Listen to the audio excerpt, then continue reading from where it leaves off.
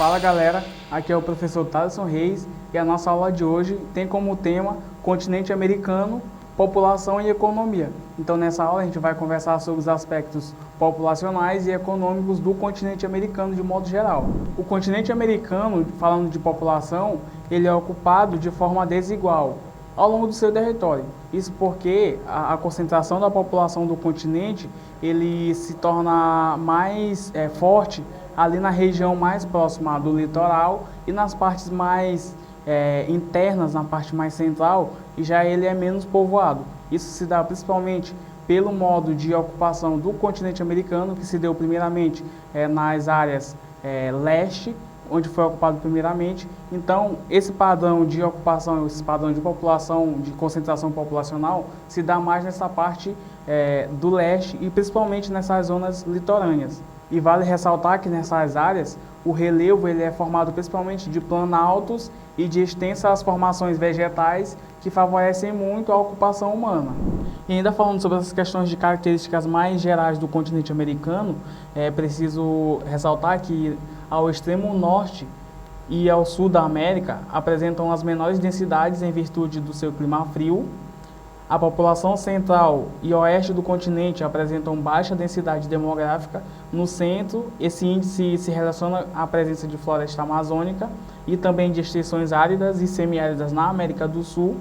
Na porção central da América do Norte, a ocupação humana ela é dificultada pela ocorrência de climas muito secos e no oeste, tanto a América do Sul quanto a América do Norte, um fator limitador para o povoamento é justamente o relevo montanhoso. E ainda falando sobre população, a gente chega num aspecto chamado o crescimento demográfico no continente americano. Principalmente ali na América anglo-saxônica, que eu falei para vocês, que é basicamente Estados Unidos e Canadá, que fica na América do Norte, daí é chamado de América anglo-saxônica, principalmente pelo modo de ocupação desses lugares. Então, essa área da América anglo-saxônica, ela passou por um período de crescimento econômico e, consequentemente, ela passou a atrair imigrantes de várias partes do mundo e daí ocorreu um certo crescimento demográfico com a chegada desses imigrantes e com a alta taxa de natalidade nesse período. E aí, já no final do século XIX, passando para o século XX, esse mesmo território passou por um período de recessão no crescimento demográfico. Isso porque, com o aumento da taxa de mortalidade infantil muito alta e também com a diminuição da taxa de natalidade, que foi promovida principalmente pelo alto valor da criação de filhos, também pelo ingresso da mulher no mercado de trabalho, também pela disseminação de métodos anticoncepcionais e uma série de outros fatores, como também o planejamento familiar. Então, daí a partir dos anos de 1950, a América anglo-saxônica ela passou por um período de recessão nesse crescimento demográfico e também passou a ter um controle mais rígido sobre essa questão de imigrações, que era algo muito forte nessa época, e desde que passou a ter essa série de fatores, então o crescimento demográfico nessa região ficou estabilizado. Então a população lá já deixou de possuir esse crescimento demográfico já por volta da década de 1950, por aí, do século XX. E nesse mesmo período, na América Latina, que corresponde aos demais países do continente americano, passou por um processo totalmente diferente, o inverso do processo que acontecia na América anglo-saxônica. Isso porque, com o aumento das indústrias, com o aumento do processo de industrialização nos países, também com a diminuição da taxa de mortalidade infantil, principalmente pelas campanhas de vacinação, que passaram a ser muito fortes nesse período, e também, devido a essa industrialização, passou a vir imigrantes para a América Latina, para países da América Latina, principalmente para México e Brasil, e também Argentina. Então, daí, a América Latina, ao inverso da América anglo-saxônica, ela passou a ter um crescimento demográfico exponencial, diferente do que acontecia na América anglo-saxônica. E já falando sobre os indicadores socioeconômicos da América, do continente americano de modo geral, vale ressaltar que o continente americano ele é bastante desigual. Isso porque alguns países possuem um alto índice de desenvolvimento, enquanto outros países possuem médio desenvolvimento e alguns também, a maioria na verdade, possuem um baixo desenvolvimento. E aqui eu vou citar para vocês sobre os IDHs de cada país e vocês vão poder ter uma noção de como se dá esse processo de desenvolvimento e qualidade de vida aqui no continente americano. Então aqui possui uma tabela que fala sobre os IDHs de alguns países aqui do continente americano. Você pode observar que os Estados Unidos e Canadá possuem os maiores IDHs, ou seja, o Índice de Desenvolvimento Humano, que é de 920, 0,920. Enquanto isso é seguido por Chile, Argentina, Panamá, e você pode observar que o Brasil ele já tem um índice aqui de 0,754 de IDH, ou seja, países como México, Costa Rica e Panamá e Argentina, que são países com populações menores, inclusive, eles possuem o IDH superior ao do Brasil, que possui um IDH maior que Suriname, Colômbia, El Salvador, Bolívia, Guatemala e Haiti, que disparado é o menor IDH da América.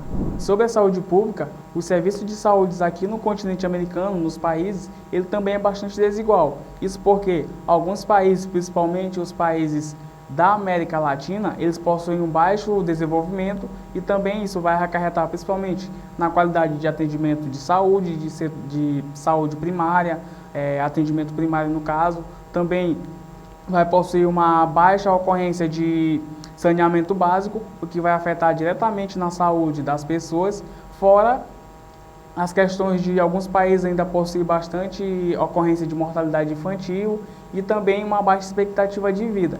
E aqui eu tenho um gráfico para mostrar para vocês também sobre alguns países quais possuem a maior expectativa de vida e também os que possuem as maiores índices de mortalidade.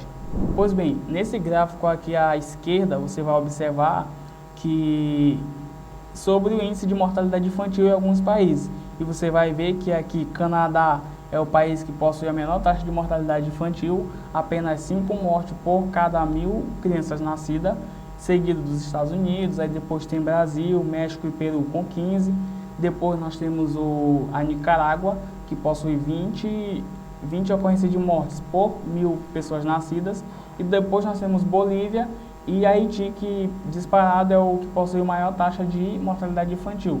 Cerca de 67 crianças morrem após o nascimento ou antes de completar 1 ano de idade. Já no gráfico à direita, nós temos aqui a expectativa de vida dos países. E mais uma vez, Canadá está na liderança porque a expectativa de vida nesse país é de 82 anos, seguido dos Estados Unidos de 79, depois tem México com 77 e Brasil, Peru e Nicarágua possuem 75 de expectativa de vida, e Haiti é a que possui a menor expectativa de vida, que é de 63 anos. Ainda falando sobre população, no continente americano nós temos o gráfico de estrutura etária, que fala basicamente do índice da idade da população, que fala sobre principalmente a questão de nós conhecermos as idades das pessoas, a maior parte das idades das pessoas nos países. E nós podemos observar, analisando os gráficos, que grande parte dos países da América, principalmente da América Latina, eles são países que estão em desenvolvimento. Então, principalmente, eles vão ter uma base larga, ou seja, eles possuem uma grande taxa de natalidade e uma pequena expectativa de vida. Então, vai possuir literalmente uma pirâmide, porque vai ter a base larga, ou seja, existem mais jovens, uma população mais jovem, e a população idosa é menor. Então, isso vai se dar principalmente pelo tipo de país que na América Latina, como eu mencionei antes, há principalmente a ocorrência de países em desenvolvimento. E aqui eu trouxe para vocês a pirâmide etária, por exemplo, do Canadá, que você pode observar que existe uma população jovem menor que a população de adultos, já partindo para a fase idosa, e nós temos uma expectativa de vida muito alta. Então, você pode observar que a população idosa, ou a partir dos 45, 40 anos, até mais de 100 anos, é bem maior que a população jovem, que vai de 39 a 0 anos. Já no Brasil, você vai observar uma diferença. Isso porque a menor ocorrência da população idosa e a maioria de população jovem. Como você pode observar que a base da pirâmide do Brasil, ela é mais larga que a população idosa. E ainda sobre a estrutura etária do continente americano, você pode observar É preciso analisar, na verdade, que grande parte da população dos países da América anglo-saxônica, que é Estados Unidos e Canadá, eles possuem a maior parte da população idosa, de meia idade acima dos 40 até 100 anos, mais ou menos, e a população de 39 anos até zero, que é a população jovem, é menor. Enquanto nos outros países, como você pode observar, a base é maior, ou seja, possui mais jovens e menos idosos. Isso vai se dar principalmente pelas questões de desenvolvimento do país. E o Brasil, ele é um país que é considerado como um país em desenvolvimento, ou seja, a pirâmide etária do Brasil, ela está em fase de transição. Antes a base era bem mais larga e a população, expectativa de vida das pessoas mais idosas era bem mais baixa. Mas agora já está tendo uma diminuição na população jovem, ou seja, isso significa que o Brasil está se desenvolvendo mais e que a taxa de natalidade diminuiu um pouco e a qualidade de vida, a expectativa de vida aumentou. Então você já pode observar que no Brasil já há uma certa ocorrência de pessoas mais idosas. E isso se dá principalmente por essa transição na pirâmide etária brasileira. Então, galera, essa foi a nossa primeira aula sobre o continente americano, sobre economia e população, e eu espero que vocês tenham gostado. Mas antes de sair, eu peço aí que vocês deixem seu like, que você se inscreva no canal e também que ative o sininho das notificações. Até a próxima!